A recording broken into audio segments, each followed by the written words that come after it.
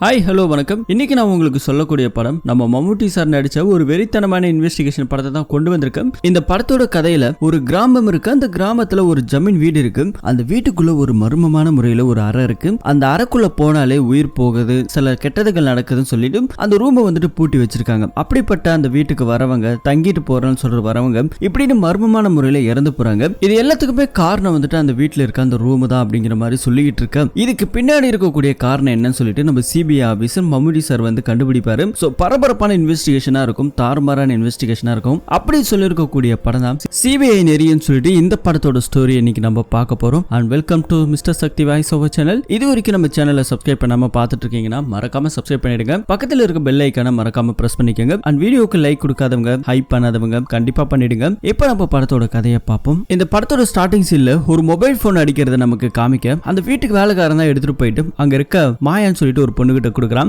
மாயாக்கு வந்துட்டு ஒரு ரிலேட்டிவ் பொண்ணு ஒருத்தவங்க இருக்காங்க. சோ அவங்க வந்துட்டு இப்ப வெளியே படிச்சிட்டு இருக்காங்க. அவங்களோட ஃப்ரெண்ட்ஸுங்க எல்லாம் எப்பயுமே வெக்கேஷன் லீவுக்கு அப்படியே வீட்டுக்கு வந்து தங்கிட்டு போறது வழக்கம். அப்படி அந்த பொண்ணு கிளம்பிட்டுக்கா வந்துட்டே இருக்கேன்னு சொல்லிட்டு இருக்கா. கூட வந்துட்டு எப்பயுமே ரேஸ்மின்னு சொல்லிட்டு ஒரு பொண்ணு ஒருத்தி வருவா. வருஷம் கரெக்டா அந்த பொண்ணு வந்துருவா. இன்னைக்கு வந்துட்டு எக்ஸ்ட்ரா ஒரு பொண்ணை கூட்டிட்டு வரா. அவ பேர் வந்துட்டு மைத்திலி. பேரு ரொம்ப வித்தியாசமா அழகா இருக்கே, யார் அப்படின்னு சொல்லி கேட்டா அவளும் வந்துட்டு ஒரே டிபார்ட்மெண்ட்ல சேர்ந்த பொண்ணு தானா. இப்ப கார் ஹார்ன் சத்தம் கேட்டுட்டே இருக்கு. பயப்பிள்ளைங்க வந்துட்டு இங்க பக்கத்துல வந்துட்டு தான் போனே அடிச்சிருக்குங்க. இப்ப வந்துட்டு கார்ல இருந்து இறங்குறாங்க. சோ மைத்திலிங்கிற ஒரு பொண்ணு வந்துட்டு ஐயர் குடும்பத்தை சார்ந்த அந்த பொண்ணு ரொம்பவே பார்க்க பவ்யமா இருக்கிறாங்க. இப்ப வேலைக்காரன் அந்த வீட்டுல இருக்க ஜமீன் அம்மா ஒருத்தவங்க இருக்காங்க, பேரு லட்சுமி. அவங்க எல்லாமே வந்து வெல்கம் பண்ணி உள்ள வர வைக்கிறாங்க. சோ ரூம் எல்லாம் ரெடி பண்ணியாச்சுமா, நீங்க போயிட்டு கொஞ்சம் ரெஸ்ட் எடுங்க அப்படிங்கறத சொல்லிட்டு இப்ப அந்த பசங்க எல்லாமே அப்படியே மாடி ரூமுக்கு போறாங்க. இந்த ஐயர் பொண்ணு மைத்திலி இருக்கா இல்லையா, அவ காலேஜ்ல இருக்கும்போது வந்துட்டு கூட இருக்கிற இவங்க எல்லாம் வந்துட்டு இந்த வீட்டுல வந்துட்டு தங்கும் போது ஒரு மர்மமான ஒரு ரூம் இருக்கு. அந்த ரூம்ல பேய் இருக்கு, அது ஒரு விதமான சத்தலாம் வரும் சொல்லிட்டு இப்படி அந்த மாடிப்படி ஏறி போயிட்டு இருக்கும்போது அந்த ரூம் எனக்கு காட்டுங்கன்னு சொல்றாங்க. அந்த ரூமை வந்துட்டு எங்க தூரத்துல இருந்து காட்ட அந்த ரூம்ல அப்படி என்னதான் இருக்குன்னு சொல்லி கேட்டா ஒரு மாதிரி சத்தம் வரும். சலங்க சத்தம் கேட்கும், சிரிப்பு சத்தம் கேட்கும், மணி அடிக்கிற சத்தம் கேட்கும். இப்படின்னு ஏகப்பட்ட கதைகள் வந்துட்டு அந்த ரூமுக்குன்னு இருக்குது. பொதுவா வந்துட்டு இந்த ரூமுக்கு யாருமே போக மாட்டாங்க அப்படிங்கறதெல்லாம் சொல்லிக்கிட்டு இருக்கேன். இப்படி வந்த முதல் நாளே பயங்கரமா பயன்படுத்திட்டு இருக்காங்க. ஒரு 2-3 நாள் தங்கிட்டு போலான்னு பார்த்தா அதுக்குள்ள இந்த ரூம் எல்லாம் சொல்லி எனக்கு பயன்படுத்துறீங்களான்னு சொல்லிட்டு இந்த பொண்ணு எல்லாமே அப்படியே போயிட்டு உட்காந்து கொஞ்சம் ரெஸ்ட் எடுக்கிறாங்க. கொஞ்ச நேரத்துக்கு அப்புறம் அந்த பொண்ணு கீழே வரா. மைத்திலி கூட இருக்கிறவங்க எல்லாருமே சேர்ந்து இந்த லட்சுமின்னு இருக்காங்க இல்லையா, இந்த ஜமீன் வீட்டுல அந்த பொம்பளை, அவங்க கூட சேர்ந்துக்கிட்டு ஒரு குரூப் போட்டோ ஒன்னு எடுத்துக்கிறாங்க. இந்த குரூப் போட்டோவே வந்துட்டு அங்க இருக்கிற வேலைக்காரன் தான் எடுக்கிறான். இப்படி வந்துட்டு எடுத்துட்டு அதுக்கப்புறம் எல்லாரும் பேச ஆரம்பிக்கிறாங்க. இவங்களுக்கு வந்துட்டு ஹஸ்பண்ட் கிடையாது. சோ அவரு வந்துட்டு இறந்து போயிட்டாரு. இதே வீட்டுக்கு முன்னாடி வந்துட்டு சங்கர் சொல்லிட்டு ஒருத்தர் இருக்காரு, இவங்க மாமா. சங்கருக்கு கல்யாணம் ஆயிடுச்சு. ஆனா கல்யாணம் ஆகி அவங்களுக்கு குழந்தையே கிடையாது. ரொம்ப வருஷமா குழந்தை இல்லைன்னு சொல்லிட்டு ஒரு குழந்தையை தத்தெடுத்து வளர்க்கலாம் சொல்லி முடிவு பண்ண டைம்ல அந்த பொம்பளைக்கு வந்துட்டு ஹார்ட் அட்டாக் வந்துட்டு இறந்தே போயிட்டாங்களாம். சோ இப்படி ஒரு கதை இருக்குது. இன்னொரு பக்கத்துல இந்த குடும்பத்துக்கு பார்க்கலாம் சொல்லிட்டு ஆப்போசிட்ல இருக்க இந்த வீட்டுக்கு ஆப்போசிட்ல இருக்கக்கூடிய ஒரு குளம் ஒண்ணு இருக்கு. அந்த குளத்தை வந்துட்டு அவன் எட்டி பார்க்கும்போது அந்த குளத்துல விந்து இறந்துட்டான். இதுக்கே அவனுக்கு நல்லா நீச்சல் தெரியும் அப்படின்னு சொல்லிட்டு இந்த குடும்பத்துல வந்துட்டு ஏகப்பட்ட மர்மங்கள் நிறைய ஒளிஞ்சிருக்குது. சோ இதெல்லாம் கேட்டோன்னே அந்த மைத்திலி பொண்ணுக்கு கொஞ்சம் பயம் இருக்குது. அதே மாதிரி தான் கூட இருக்கிற அந்த ஃப்ரெண்ட் இருக்கா இல்லையா அனிதா, அவளை கூப்பிட்டு அந்த ரூமை வந்துட்டு என்னதான் இருக்குன்னு சொல்லிட்டு பார்க்கணும்னு சொல்லிட்டு அந்த ரூமை போயிட்டு இப்போ ஓபன் பண்ணலான்னு ஒரு முடிவு பண்ணும்போது அதே வீட்டுல இருக்க மாயாக்கா வந்துட்டு பயங்கரமா சண்டை போட ஆரம்பிச்சிட்டாங்க. இனிமே வந்துட்டு அந்த ரூம் பக்கம் போவாதீங்க, ஒழுங்கா வந்தீங்களா இருந்தீங்களா அதை மட்டும் செய்யுங்க, தேவையில்லாம பிரச்சனை எல்லாம் வந்துட்டு இழுத்து விட்டுறாதீங்க சொல்லிட்டு பயங்கரமா சண்டை போட இது வந்துட்டு நம்ம மைத்திலிக்கு வந்துட்டு கொஞ்சம் கஷ்டமா தான் இருக்கு. என்னடா இது நம்மளே திட்டாங்களே, இனிமே வந்துட்டு நாங்க இருக்க மாட்டோம், நாளைக்கு காலையில வந்து நான் ஊருக்கு போறேன் அப்படின்னு சொல்லிட்டு தான் ஃப்ரெண்டுகள்கிட்ட எல்லாத்தையுமே சொல்லிக்கிட்டு இருக்கேன். மாயாவை பத்தி கேட்டா மாயாவுக்கு கல்யாணம் ஆயிடுச்சு. கல்யாணம் கொஞ்ச நாள்ல வந்துட்டு அவங்க ஹஸ்பண்ட் கொஞ்சம் மனநல பாதிக்கப்பட்டதால அவங்க ஹஸ்பண்டை விட்டுட்டு இப்ப தனியா வந்திருக்காங்க. சோ இந்த மாதிரியான கதையெல்லாம் கேட்டுட்டு இந்த மைத்திலி பொண்ணு இதெல்லாம் கேட்டுட்டு நைட் எல்லாம் தூங்கவே இல்லை. அவன் மாட்ட உட்காந்துருக்கா. கொஞ்ச நேரத்துக்கு அப்புறம் இருட்டாகுது. அந்த ரூம்ல இருந்து ஏதோ ஒரு சத்தம் கேட்கிற மாதிரி இருக்குது. அடுத்த நாள் காலையில இந்த வீட்டு ஜமீன் அம்மா, அந்த லட்சுமி அம்மா வந்துட்டு காலையில எழுந்திருச்சு அந்த பக்கம் படிக்கட்டுல நடந்து வரலான்னு பார்க்கும்போது திடீர்னு பார்த்தா ஒரு டெட் பாடி. யாருன்னு பார்த்தா நேத்து நைட்டு அந்த ரூமை வந்துட்டு திறக்கலான்னு முடிவு பண்ணியிருந்தா அந்த மைத்திலி இறந்து போய் கிடக்குறாங்க. அதை பார்த்து இந்த அம்மா பயந்து போக அடுத்தது போலீஸ்காரங்க இன்வெஸ்டிகேஷன் இதெல்லாம் ஒரு பக்கம் நடந்திருக்கு. கொஞ்சம் வருஷத்துக்கு அப்புறம் நமக்கு இங்க காமிக்கிறாங்க. இங்க ஒருத்தர் இருக்காரு இல்லையா, இவர் பேரு சாய். சோ இவர் வந்துட்டு ஒரு போலீஸ் ஆபீசர், ஐபிஎஸ் அதிகாரியா இருக்காரு. இவர் வந்துட்டு அங்க ஏர்போர்ட்ல யாருக்கோ போன் பண்ணலான்னு பார்க்கும்போது அங்க வந்துட்டு நம்ம ஹீரோ என்ட்ரி ஆகிறாரு. சோ ஹீரோ என்ட்ரி ஆனவனே ஹீரோவும் நம்ம போலீஸ்காருக்கு நல்லாவே தெரியும். போயிட்டு பார்க்க ஆரம்பிக்கிறாரு. ஹீரோக்கு நம்ம ஆள கொஞ்சம் தெரியும். சோ இவங்க ரெண்டு பேர் பேசிட்டு இருக்கும்போது நான் அர்ஜென்ட்டா பெங்களூர் வரைக்கும் போறேன் சார், போயிட்டு வந்துட்டு உங்களை நான் சந்திக்கிறேன், ஒரு முக்கியமான பிரச்சனை பத்தி பேசணும் அப்படிங்கிற மாதிரி சொல்லிட்டு அங்கிருந்து கிளம்பி போறாரு. அதுக்கப்புறம் ஒரு 3 நாள் கழிச்சு திரும்ப வந்துட்டு ஹீரோவும் சாயும் வந்துட்டு மீட் பண்ணிக்கிறாங்க. சாய் வந்துட்டு இந்த ஊருக்குள்ள இருக்கக்கூடிய ஜமீன் சொல்லிட்டு ஒரு பரம்பரை இருக்கு. அந்த பரம்பரையில சேர்ந்த அனிதான ஒரு பொண்ணை நான் வந்துட்டு கல்யாணம் பண்ணலான்னு இருக்கேன் சார். ஆனா கல்யாணம் பண்றதுக்கு முன்னாடி அந்த வீட்டுல ஏகப்பட்ட விஷயங்கள் நடக்குது, மர்மமான விஷயம்லாம் நடக்குது. சோ இதுல வந்துட்டு ஒரு பிரச்சனை இருக்கு, அந்த பிரச்சனையை சரி பண்ணணும்னாக்கா நீங்க தான் ஹெல்ப் பண்ணணும் அப்படின்னு சொல்லிட்டு சாய் வந்துட்டு கேட்கிறாரு. ஹீரோ என்ன பிரச்சனைன்னு கேட்டாதான் அப்போ டீட்டெயில் எல்லாம் சொல்றாரு. இந்த மாதிரி ஒரு 3 நாள் தங்கிட்டு போலாம் சொல்லிட்டு மைத்திலின்னு ஒரு பிராமின் பொண்ணு ஒன்று வந்தாங்க. சோ வந்த உடனே கொஞ்ச நாள்ல அந்த ரூம் பார்த்து பயந்து போயிட்டு படிக்கட்டுல இருந்து விழுந்து இறந்துட்டேன்னு சொல்றாங்க. தலையில வந்துட்டு பயங்கரமா அடிபட்டு இருக்கு. இப்படின்னு ஏகப்பட்ட விஷயங்களை வந்துட்டு சொல்றாங்க. அவங்க வந்துட்டு கால் தடிக்கு தான் படிக்கட்டுல இருந்து விழுந்தாங்க, இல்ல ரெண்டாவது வந்து பாத்தீங்கன்னா பயந்து ஓடி இருக்கணும், யாராவது வந்துட்டு அந்த பொண்ணுகிட்ட தப்பா நடந்துக்குவோம், இல்ல இதை பத்தி பயந்து ஓடி தான் விழுந்திருக்கணும். மூணாவது வந்து பாத்தீங்கன்னா இந்த ரூமுக்குள்ள இருக்கக்கூடிய பூதம் பேயும் இதுவா இருக்கணும் அப்படிங்கிற மாதிரி எல்லாம் சொல்லிட்டு இருக்கும்போது நம்ம ஹீரோக்கு வந்துட்டு சிரிப்பாகுது. இதெல்லாம் வந்துட்டு நீ நம்புறியா அப்படின்னு சொல்லி கேட்டா போலீஸ்காரங்க விசாரணையில கூட அந்த பொண்ணுக்கு தலையில பயங்கரமான அடி, சோ பட் எதுவுமே வந்துட்டு விசாரிக்கல அப்படிங்கறத இங்க இருக்கிற சாய் சொல்றாரு. சோ போலீஸ்காரங்க விசாரணையில என்ன நடந்துச்சு அதை கொஞ்சம் டீட்டெயிலா சொல்லி கேட்டா இப்போ வந்துட்டு பிளாஷ்பேக்கு போறாரு. ஒரு டிஎஸ்பி வந்துட்டு விசாரிக்கிறதா வராரு. விசாரிக்க வரும்போது மோப்ப நாயெல்லாம் கூட்டிட்டு வராரு. அங்க இருக்கிற குளத்தெல்லாம் வந்துட்டு முதல்ல மோப்பம் பிடிக்குது. இப்படி அந்த வீட்டுக்குள்ள போகும்போது நேரா அந்த பூஜை ரூமுக்கு தான் போகுது. சோ பூஜை ரூம் ஓபன் பண்ணி பாக்குறாங்க. பூஜை ரூம்ல ஏகப்பட்ட பொருள் இருக்கு. அதுல வந்துட்டு ஒரு பொருள் இருக்கு, அது உள்ள பழைய நகை வந்துட்டு பெருசா இருக்குது. இது வந்துட்டு சாமிக்கான நகை சார்னு சொல்லிட்டு அங்க இருக்க ஜமீன்காரங்க சொல்றாங்க. சொன்னது மட்டும் இல்லாம அங்க இருக்கிற நாய் அங்க இருக்கிற ஒரு விண்டோவை பார்த்துட்டு பயங்கரமா குலைக்க ஆரம்பிக்குது. இதை பார்த்து டிஎஸ்பி பயங்கரமா பயந்து போக என்னடா இது நாய் நம்மள பார்த்து குலைக்குதுன்னு சொல்லிட்டு அவருக்கு ஒரு மாதிரி ஆக பக்கத்துல இருக்க கான்ஸ்டபிள் சார் இந்த மாதிரியான நாயில பேய்களை பார்த்தா குலைக்கு சார், பேய் நம்ம கண்ணுக்கு தெரியாது சார் அப்படிங்கறத சொன்னவனே இந்த ஆளுக்கு கொஞ்சம் அள்ளு விட்டு போகுது. அதனால இந்த கேஸை பெருசா விசாரிக்காம அங்கிறது தலை தெறிக்க ஓடி போனாரு. இன்னொருத்தர் வந்துட்டு சிபிஐ ஆபீசர் ஒருத்தர் இருக்காரு. அவர் வந்து விசாரிக்கும் போது தேங்காய் வந்துட்டு தலைமையில விழ போனுச்சாம். So just மிஸ்ல தப்பிச்சிருக்காரு. இப்படின்னு அந்த விசாரணைக்கு வந்தாலே ஏதாவது ஒண்ணு ஆகுதுன்னு சொல்லிட்டு காப்ரான்னு சொல்லிட்டு ஒருத்தர் இருக்காரு, பயங்கரமான ஒரு மந்திரவாதி. சோ அவரை கூப்பிட்டு வந்து அதுக்கு அடுத்ததா பூஜை பண்ணலாம் சொல்லிட்டு வீட்டுக்கு கூட்டு வந்திருக்காங்க. வீட்டுக்கு கூட்டு வந்திருக்காங்க. அந்த ரூம் எல்லாம் பார்த்திருக்காங்க. அந்த பூஜை ரூமுக்குள்ளேயும் போயிருக்காரு இந்த சாமியாரு. பூஜை ரூமுக்குள்ள போனோடனே காத்தடிச்சோன்னு அங்க இருக்கிற பொருள் எல்லாமே தானா கீழே விழுந்து உடைய ஆரம்பிக்குது. அங்க இருக்க ஜோசி இருக்காரு என்ன சொல்லிருக்காருன்னா இது வந்துட்டு பழைய ஆத்மாவோட வேலையா தான் இருக்கணும். சோ பயங்கரமான ஒரு சக்தி இதுக்குள்ள இருக்குது. நீங்களாம் உங்களுக்கு பாதுகாத்துக்கணும்னா ஒரே வழிதான் இந்த வீட்டை வித்துருங்க. அந்த ஆத்மாவை நான் இப்போ தற்சமயத்துக்கு வந்துட்டு பூஜை பண்ணி மந்திரம் பண்ணி கட்டி வைக்கிறேன். ஆனா அது எப்ப வேணாலும் வெளியே வரலாம், யாராலையும் ஒண்ணும் பண்ண முடியாது. உங்களுக்கு அதை பண்ணணும், நீங்கிறது தப்பிக்கணும், அந்த வீட்டை விற்கிறதா ஒரே வழின்னு அவரு சொல்லிட்டு போக அங்க இருக்கிற போலீஸ்காரர் சாய் இருக்காரு இல்லையா, அவர் என்ன சொல்லியிருக்காருன்னா அங்க இருக்க சாமியார்ட்ட போயிட்டு சண்டை போட்டுருக்காரு. இது மாதிரி நீங்க சும்மா கட்டுக்கதெல்லாம் விடாதீங்கன்னு சொல்லும் போது அவர் கொஞ்சம் கடுப்பாக நீ வேணா தைரியமான ஆளா இருந்தா அந்த ரூமுக்குள்ள ஒரே நாள் நைட்டு மட்டும் தங்கி இருந்து பாரு அப்படின்னு சொல்லும் போது இவர் வந்துட்டு தைரியமா போயிட்டு அந்த வீட்டுக்குள்ள இருக்காரு. ஆனா கடைசியில காலையில பார்த்தா வீட்டுக்கு வெளியே இருக்கிற ஒரு மாட்டு கொட்டையில விழுந்து கிடக்கிறாரு. கால்ல எல்லாம் ரத்த கரையா இருக்குது. இதை பார்த்து அவருக்கு ஒண்ணுமே புரியல. நம்ம எப்படா நேத்து நைட்டு மாடியில தானே இருந்தோம், எப்படி கீழே வந்தோம்னு சொல்லிட்டு ஒண்ணுமே புரியல.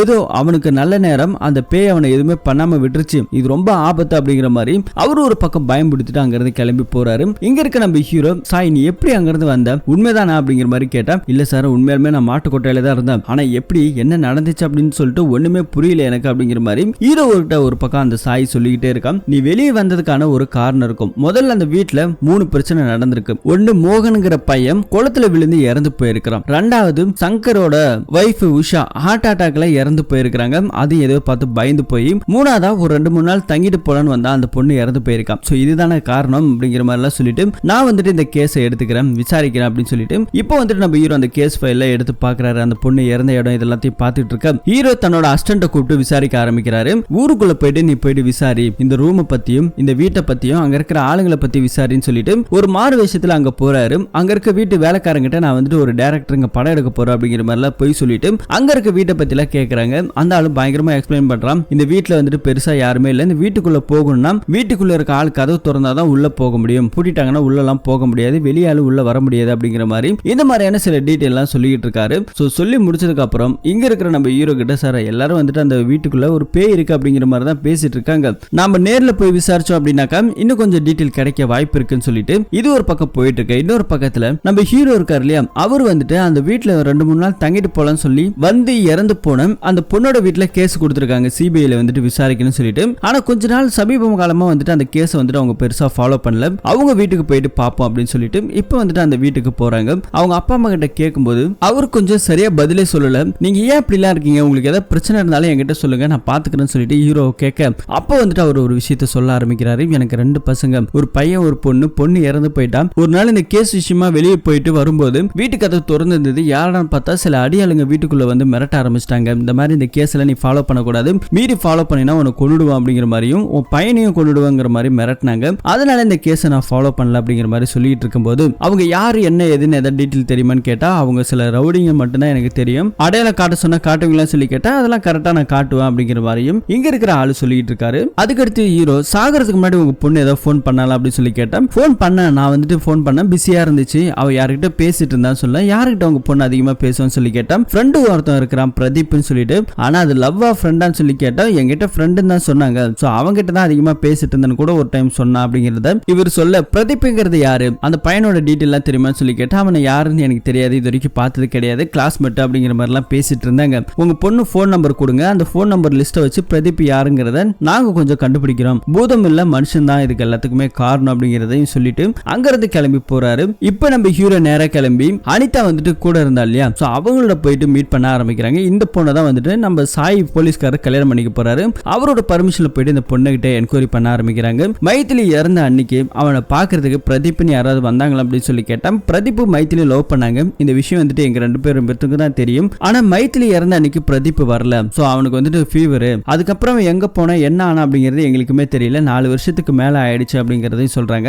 அன்னைக்கு மைத்திலி இறக்கும் போது உங்க கூட யார் இருந்தா அப்படின்னு சொல்லி கேட்டா இன்னொரு பொண்ணு ரேஷ்மி இருக்கா இல்லையா அவதான் இருந்தா அப்படிங்கிற மாதிரி சொல்லிட்டு இருக்கும்போது ரேஷ்மியோட டீட்டெயில் கேக்குறாங்க. அவளோட இப்ப கான்டாக்ட்ல இல்ல, ஆனா அவ வெளியூர்ல இருக்கிறதாவும் சொல்றாங்க. இருந்தாலும் போன் நம்பர்லாம் கண்டுபிடிச்சு இப்ப ஒரு பக்கம் அது விசாரணை போயிட்டு இருக்கு, இன்னொரு பக்கத்துல நம்ம ஹீரோ அந்த வீட்டுக்கு வந்துட்டு விசாரிக்கணும்னு முடிவு பண்ணியிருந்தார் இல்லையா, இப்போ வந்துட்டு முதல் முறையா நம்ம ஹீரோ வராரு. இந்த விஷயம் தெரிஞ்சுக்கிட்டு அங்க இருக்க வீட்டுக்காரர்களா சாமியார்கிட்ட போயிட்டு இந்த மாதிரி அந்த சிபிஐ ஆபீசர் வராரு, வந்துட்டாக்கா இந்த வீட்டெல்லாம் விற்க முடியாது, இந்த வீட்டை விற்கணும்னாக்கா அவர் வரக்கூடாது, அதுக்கு ஏதாவது தடை பண்ணுங்க சொல்லி கேட்டா நான் பாத்துக்கிறேன் அப்படிங்கிற சொல்லிட்டு இங்க இருந்து அவங்க கிளம்ப அடுத்ததான் நம்ம ஹீரோ வீட்டுக்குள்ள வராரு. வீட்டுக்குள்ள வந்தோடனே அங்க இருக்கிறவங்கள்ட்ட எல்லாம் விசாரிச்சுட்டு இப்ப நேரம் அந்த ரூமுக்குள்ள போறாரு. அந்த ரூமுக்குள்ள போக வேண்டாம் அப்படிங்கிற மாதிரி எல்லாரும் தடுக்க, இருந்தாலும் வந்துட்டு நம்ம ஹீரோ கேட்கல. அந்த ரூமை வந்து போய் பாக்குறாங்க, எல்லாரும் சண்டை போடுறாங்க. இது பாருங்க அந்த ரூம்ல பூஜை பண்ணி நாங்க கட்டி வச்சிருக்கோம், தேவையில்லாம பிரச்சனை எல்லாம் இழுத்து விட்டுறாதீங்க, இந்த வீட்டை விற்கிற வரைக்கும் அதை நாங்க துறக்காம இருக்கணும் இப்படின்னு ஏகப்பட்ட பஞ்சாயத்து ஒரு பக்கம் போயிட்டு இருக்கும்போது அந்த வீட்டுக்கு அதை துறக்கலான்னு போகும்போது டப்புனு ஏதோ ஒரு சத்தம் கேக்குது. கீழே வந்து பார்த்தா அங்க இருக்கிற பொருள் எல்லாம் உடஞ்சு போயிருக்கு. வேலைக்காரன் வேலு என்ன சொல்றான்னா தானா வீந்து உடஞ்சிருச்சு அப்படிங்கறத இங்க இருக்க நம்ம ஹீரோ கிட்ட சொல்ல, ஹீரோ வந்துட்டு ஒரு மாதிரி பார்த்துட்டு அங்க இருந்து கிளம்புறாரு.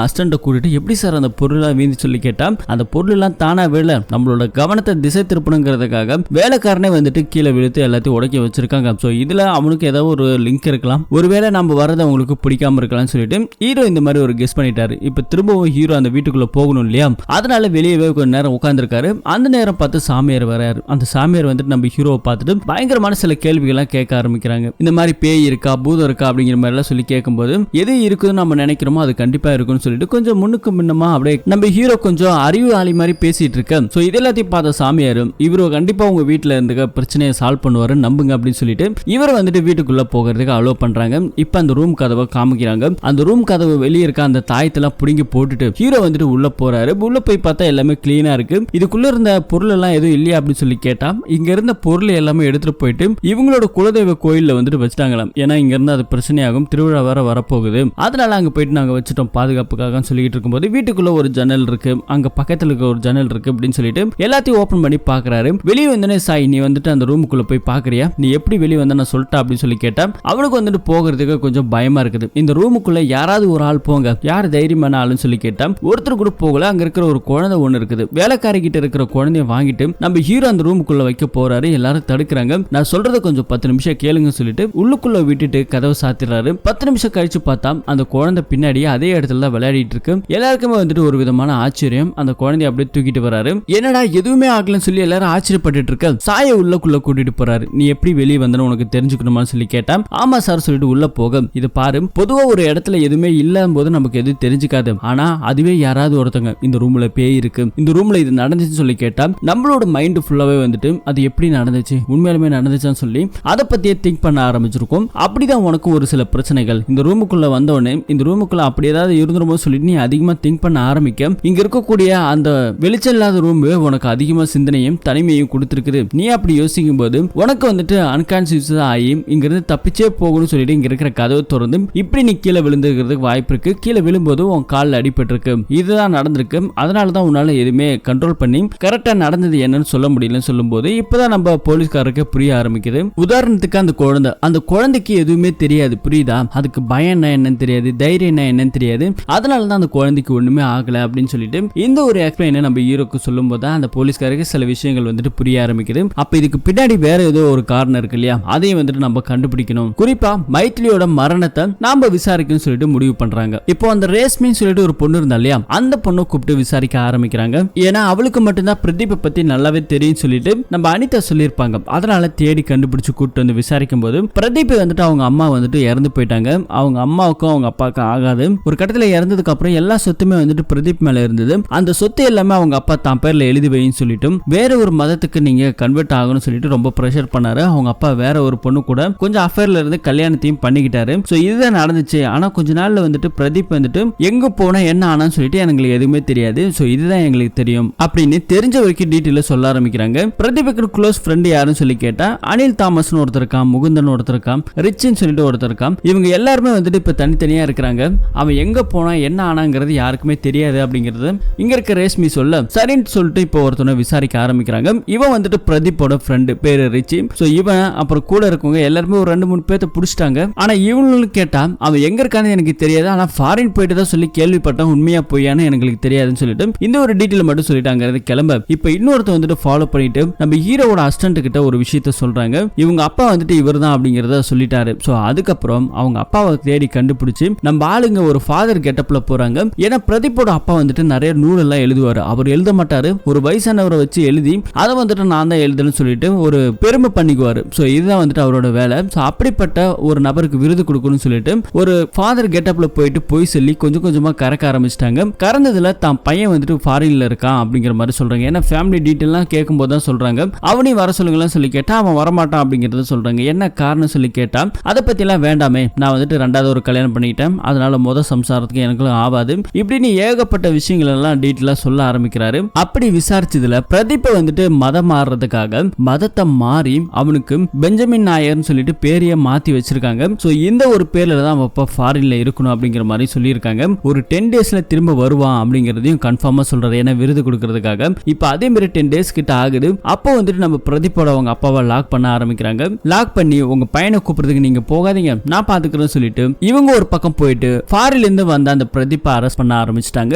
அரெஸ்ட் பண்ணி கஸ்டடியில வச்சு விசாரிக்க ஆரம்பிக்கும் போது தான் அப்பா தான் வந்துட்டு இந்த மாதிரி மதம் மாத்தினாரு, இதனாலதான் நாங்க போனோம் அப்படிங்கறத சொல்றாரு. மைத்திலி வந்துட்டு இறந்தப்ப நீ ஏன் பார்க்க போகலன்னு சொல்லி கேட்டா மைத்திலி இறக்கிறதுக்கு அன்னைக்கு எனக்கு ஃபீவர் ஆயிடுச்சு, அதனால நான் போகல. சரி அன்னைக்கு நைட்டு நீ பார்க்க போனே உண்மையா சொல்லி கேட்டா போனேன்னு சொல்லிட்டு பிளாஷ்பேக் ஆரம்பிக்கிறான். பிரதீப் வந்துட்டு அந்த இடத்துக்கு போயிருக்கான் நைட்டு. அந்த ஊர்ல இருக்க ஒரு ஆளு எங்கடா யாரா நீ புதுசா இருக்குன்னு சொல்லி கேட்கும்போது இந்த மாதிரி இந்த ஜமீன் வீட்டுக்கு போறேன், அங்க மைத்திலின்னு ஒரு பொண்ணை பார்க்க போறேன்னு சொல்லி கேட்டேன். இந்த அன்டைம்ல பொண்ணை பார்க்க போறியா, அந்த வீடியோ வந்துட்டு ஒரு மாதிரியான வீடியோ, கிளம்புடா அப்படின்னு சொல்லிட்டு இவர் வந்துட்டு திட்டி அடிச்சு அங்கிருந்து அனுப்பி விட்டுருக்காங்க. அது யாருன்னு சொல்லி கேட்டா அது யாருல எனக்கு தெரியாது, ஆனா அடையாளத்தை காட்ட சொன்னீங்கன்னா கண்டிப்பா நான் காட்டுவேன் அப்படின்னு சொல்றாங்க. அதுக்கு அடுத்த நாள் தான் வந்துட்டு மைத்திலி இறந்து போயிட்டான்னு சொன்னாங்க. நான் வந்துட்டு அதுக்குள்ள ஃப்ரெண்ட்ஸுங்கள்ட்ட எல்லாம் நேற்று நைட்டு போனேன், மைத்திலியை பார்த்தேன், ஜாலியா இருந்தேன், ரொமான்ஸ் எல்லாம் பண்ணேன்னு சொல்லிட்டு கொஞ்சம் எக்ஸ்ட்ரா பிட்டிங்க விட்டு அடிச்சேன். ஆனா அவ இறந்து போயிட்டான்னு தெரிஞ்சோன்னு ஃப்ரெண்ட்ஸுங்களாம் என் மேல வந்துட்டு ஒரு சந்தேகமா பார்த்தாங்க. ஒருவேளை நான் தான் அந்த பொண்ணை ரேப் பண்ண அட்டம் பண்ணும்போது பயந்து ஓடி போய் கீழே விழுந்து இறந்துட்டா அப்படிங்கிற மாதிரிலாம் கட்டுக்கதை ஆரம்பிச்சிருச்சு. ஆனா சத்தியமா நான் அப்படி பண்ணல சார் அப்படிங்கறத சொல்லிட்டு இருக்கும்போது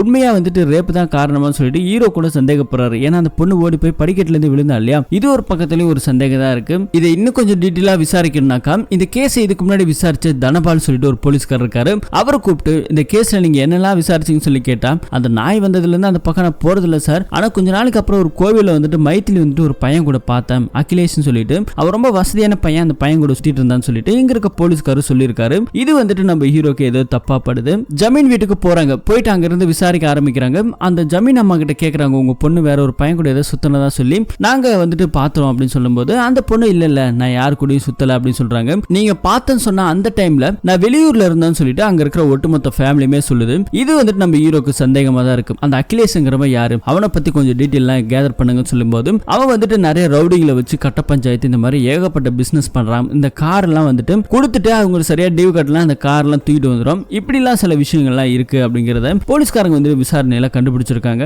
அசிஸ்டன்ட் ஹீரோ கிட்ட சில விஷயங்களை சொல்றாங்க. சார் இந்த மாயாக்கும் அந்த அகிலேஷுக்கும் என்ன சார், அது எப்படி இருந்தா என்ன, இந்த கேஸுக்கு அது எதுக்கு தேவைப்பட போகுதுன்னு சொல்லி கேட்டா ஒரு விஷயம் நல்லா புரிஞ்சுக்கும். மைத்திலி வந்துட்டு அந்த வீட்டுல தங்கி இருக்கும் போது ஒருவேளை அகிலேஷ் வந்துட்டு மாயாவை பாக்குறதுக்காக வந்திருக்கலாம். சோ இவங்க 2 பேரும் ரிலேஷன்ஷிப்ல இருக்கிறது ஒருவேளை மைத்திலி பார்த்திருக்கலாம். பார்த்ததுனால இந்த விஷயம் வெளியே தெரிஞ்ச அசிங்கமாயிடும் சொல்லி கூட கொலை பண்ணிருக்கலாம் இல்லையா, இப்படி யோசிச்சு பாரு அப்படிங்கறத சொல்லும்போது ஆமா சார் இது எனக்கு புரியல அப்படிங்கறத சொல்லியிருக்காரு. நீங்க பயங்கரமா யோசிக்கிறீங்க சார் சொல்லிட்டு பாராட்ட ஆரம்பிக்க இப்ப அடுத்த சீனை நமக்கு காமிக்க அந்த ரவுடிகளை யார் யார் அப்படிங்கறத கலெக்ட் பண்ண ஆரம்பிக்கிறாங்க. அப்படி வந்துட்டு பார்க்கும்போது புறக்கண்ண ரவுடின்னு சொல்லிட்டு ஒருத்தர் இருக்கான். அவனை அரெஸ்ட் பண்ணி விசாரிக்கும் போது அவன் சில விஷயத்த சொல்ல ஆரம்பிக்கிறான். அன்னைக்கு வந்துட்டு அந்த மைத்திலின்னு சொல்லி ஒரு பொண்ணு இறந்து போனாலே வீட்டுல அவங்க அப்பா அம்மாவை மிரட்டினதுமே இதே பூக்கண்ண ரவுடி தானா. சோ இந்த ஊருக்குள்ள இருக்கிற பெரிய ரவுடி ஒருத்தன் தான். இவன்ட்ட அடிச்சு கேட்கும் போது ஆமா அவங்களை மிரட்டினது நாங்க தான். யாரோட மிரட்ட சொன்னு சொல்லி கேட்டா டாக்டர் பாலு ஜமீன் குடும்பத்தை சொந்தக்காரர் அப்படின்னு சொன்ன உடனே அடுத்ததான் நம்ம ஹீரோ அங்க ட்ரீட்மெண்ட் எடுக்கிற மாதிரி போறாரு. இந்த மாதிரி நீங்க நிறைய ரவுடிகளை வச்சு கட்ட பஞ்சாயத்து எல்லாம் பண்றீங்க போல, சில பேர்த்தெல்லாம் மிரட்ட சொல்றீங்க போல அப்படின்னு சொல்லிட்டு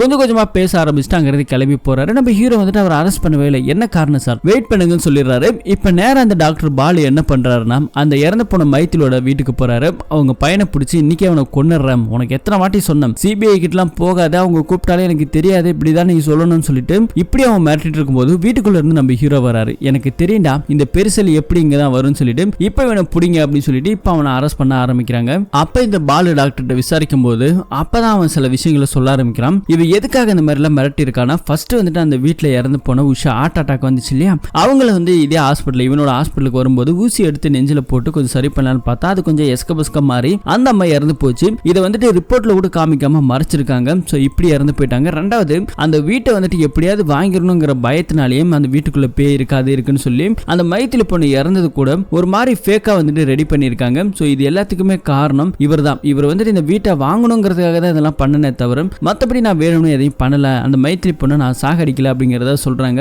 இப்ப அடுத்துதான் நம்ம ஹீரோக்கு அந்த வீட்டுக்குள்ள போயிட்டு சோதனை பண்ண ஆரம்பிக்கிறாரு. அப்படி வந்துட்டு அந்த வேலைக்காரன் இருக்கான் இல்லையா, சோ அந்த வேலைக்காரன் வேலுங்கிற ஒருத்தவன் அவன் வீட்டுல இல்லாத போது நேரம் வந்துட்டு அவன் வீட்டுல போயிட்டு சோதனை பண்ண ஆரம்பிக்கிறாங்க. அப்படி சோதனை பண்ணும்போது அவன் வீட்டுல நிறைய பில்லு ஒன்று இருக்கு. அதுல வந்துட்டு தங்க நகை இருக்குது. இந்த தங்க நகை சாமிக்கு சொந்தமான ஒரு நகை. இது எப்படி இவன் வீட்டுக்கு இருக்கு அப்படின்னு சொல்லிட்டு அங்க இருக்க ஒரு நகை கடைக்கு போயிட்டு நம்ம ஹீரோ ஒரு நகை எடுக்கிற மாதிரி அங்க இருக்க ஆளுங்கள்ட்ட இந்த நகையை மாத்தணும் அப்படின்னு சொல்லி கேட்டா இது பழைய காலத்து கோவில் நகை, எனக்கு நல்லா தெரியும், எங்க தாத்தா தான் இது வந்துட்டு செஞ்சு கொடுத்தாரு, இதே மாதிரி டூப்ளிகேட் ஒன்று செய்ய முடியுமா சொல்லி கேட்டேன்.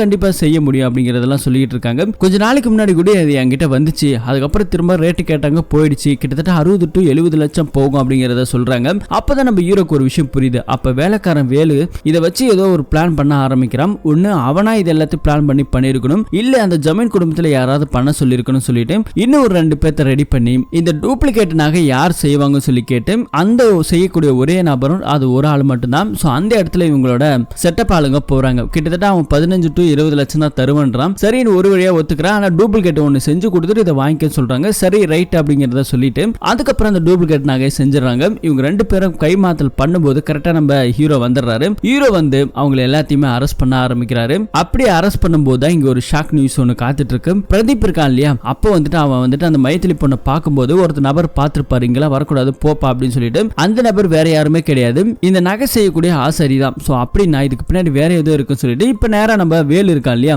வேலுவை போயிட்டு நாசுக்கா பேசி இப்ப அவனையும் கூப்பிட்டு வராங்க. இந்த நகை ஆசாரி பார்த்தோன்னே அவனுக்கு அள்ளு விட்டு போகுது. என்னடா எதுக்காக இதெல்லாம் பண்றீங்க அப்படி சொல்லி கேட்டா அப்பதான் வந்துட்டு ஒரு பிளாஷ்பேக்ல சொல்ல ஆரம்பிக்கிறேன். இந்த நகை ஆசாரி வந்துட்டு இந்த நகை எப்படியாவது எடுத்துடணும்னு சொல்லிட்டு வேலைக்கெல்லாம் பேச ஆரம்பிச்சிருக்காங்க. அப்படி வந்துட்டு இந்த வேலு போயிட்டு அந்த நகையை எடுக்கலாம்னு சொல்லிட்டு பிளான் பண்ணிருக்கான். அந்த நகையை அந்த வீட்டுக்குள்ள போயிட்டு எடுக்கலாம்னு போகும்போது தான் அங்க இருக்கிற மைத்திலி வந்துட்டு நம்ம வேலைக்காரன வேலுவை பார்த்துருச்சு. சோ இவ பார்த்துட்டா ஏதாவது போட்டு கொடுத்துருவோ அப்படிங்கிற பயந்து போய் தான் அவன் அந்த ரூமுக்குள்ள போயிட்டு அந்த குங்குமத்துல மேல கொட்டிட்டு அந்த பேய் ரூம்ல இருந்து பேய் இருக்குன்னு எல்லாரும் பயந்தாங்க இல்லையா, அந்த ரூமுக்குள்ள இருந்து கதை உடைச்சிட்டு வெளியே வர அந்த பொண்ணு இதை பார்த்து பயந்து போய் படிக்கட்டுல இருந்து கீழே விழுந்து இறந்துட்டா சார், அப்படிதான் இறந்தா, எனக்கு என்ன பண்றதுன்னு தெரியல, அதனால நான் அங்க இருந்து ஓடி வந்துட்டா அப்படின்னு சொல்லிட்டு இங்க இருக்கிற வேலைக்காரன் வேலு எல்லாத்தையும் நம்ம ஹீரோ கிட்ட சொல்ல இப்ப அந்த கொலை நடந்த அந்த சம்பவ இடத்துக்கு போறாங்க. பொண்ணு வந்துட்டு இறந்து போடும்போது ஒரு போட்டோ எடுத்திருப்பாங்க. அதையுமே வந்துட்டு ஒரு டம்மி செட்டப் அதே வெயிட்ல ஒரு பொம்மை வச்சு விழ வச்சிருப்பாங்க. ஆனா விழுந்தது வேற மாதிரி விழுக்குது. ஒழுங்கா உண்மை சொல்லு வேலு, நீ எதையோ ஒண்ணு மறைக்கிற. இன்னொரு முக்கியமான விஷயம் என்ன, வெளியாட்கள் யாருமே உள்ளுக்குள்ள வர முடியாது, உள்ளுக்குள்ள வரணும்னா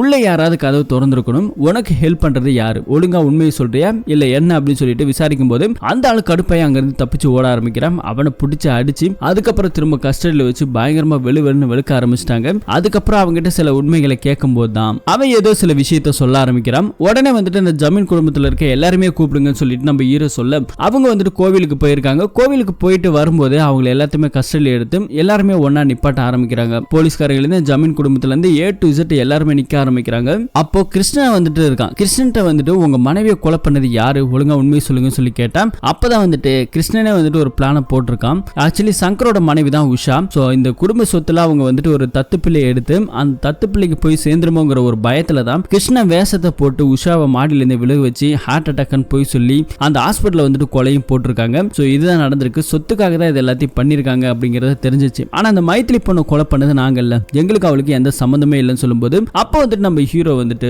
சில கதைகளை சொல்ல ஆரம்பிக்கிறாங்க. இந்த வீட்டுக்குள்ள இருக்கிற யாரோ ஒரு ஆளு தான் வேலுவுக்கு ஹெல்ப் பண்ணிருக்காங்க, அது யாரு அப்படிங்கறத நீங்களா சொல்லுங்க அப்படிங்கறத நம்ம ஹீரோ கேட்க, ஒண்ணு மாயாவா இருப்பாளோ, மாயாவுக்கு கொஞ்சம் கடன் பிரச்சனைலாம் இருக்குது, அதனால அகிலேஷ்ங்கிற அந்த பணக்கார வீட்டு பையனை வந்துட்டு தொடர்புல வச்சுக்கிறான், ஒருவேளை அந்த கடன் எல்லாம் அடைக்கணுங்கிறதுக்காக இந்த மாதிரி ஏதாவது பிளான் போட்டலாம்னு சொல்லும்போது அவங்க அம்மா வந்துட்டு இருக்காங்களே லட்சுமி அம்மா, அவங்க வந்துட்டு கொஞ்சம் பயங்கரமா கோவப்பட ஆரம்பிக்கிறாங்க. என் பொண்ணுக்கு இதுக்கு எந்த சம்பந்தம் இல்லைன்னு சொல்லும்போது அப்ப நம்ம ஹீரோ வந்துட்டு ஒரு போட்டோவை காட்டுவாரு, எனக்கு தெரியும் நீங்க எப்படி முன்னாடி வருவீங்கன்னு, அந்த போட்டோல உங்களை கையை நல்லா பாருங்க சொல்றாங்க. அந்த கையில எதுவுமே கிடையாது. இந்த போட்டோ எப்ப எடுத்தீங்கன்னு சொல்லி கேட்டா மைத்திலி பொண்ணு இறக்குறதுக்கு முன்னாடி எடுத்தது குரூப் போட்டோ அப்படிங்கறத சொல்றாங்க. ரெண்டாவது அந்த மைத்திலி பொண்ணு இறந்ததுக்கு அப்புறம் கையில ஒரு காயம் இருக்கு. இந்த காயம் வந்துட்டு எப்ப ஏற்பட்டுச்சு, எப்படி ஏற்பட்டுச்சு சொல்லி கேட்டா இது எப்ப ஏற்பட்டுச்சுன்னு எனக்கு ஞாபகம் இல்லை, ஆனா மைத்திலி இறக்குறதுக்கு ஒரு 2-3 நாளைக்கு முன்னாடி சொல்லும்போது அப்ப 2-3 நாளைக்கு முன்னாடி தான் அந்த குரூப் போட்டோ எடுத்தீங்க, அப்போ உங்க கையில இந்த காயமே இல்லையே, இறந்து போனதுக்கு அப்புறம் எப்படி வந்துச்சுன்னு சொல்லி திருவி கேள்விகளை கேட்க ஆரம்பிக்கிறாங்க. வேற வழியே இல்லாம வேலுமே வந்துட்டு தக்கு புக்குன்னு முழிக்க ஆரம்பிக்கும் போது இப்ப ஒரு வழியா லட்சுமி அம்மாவை உண்மையை சொல்ல ஆரம்பிச்சிட்டாங்க.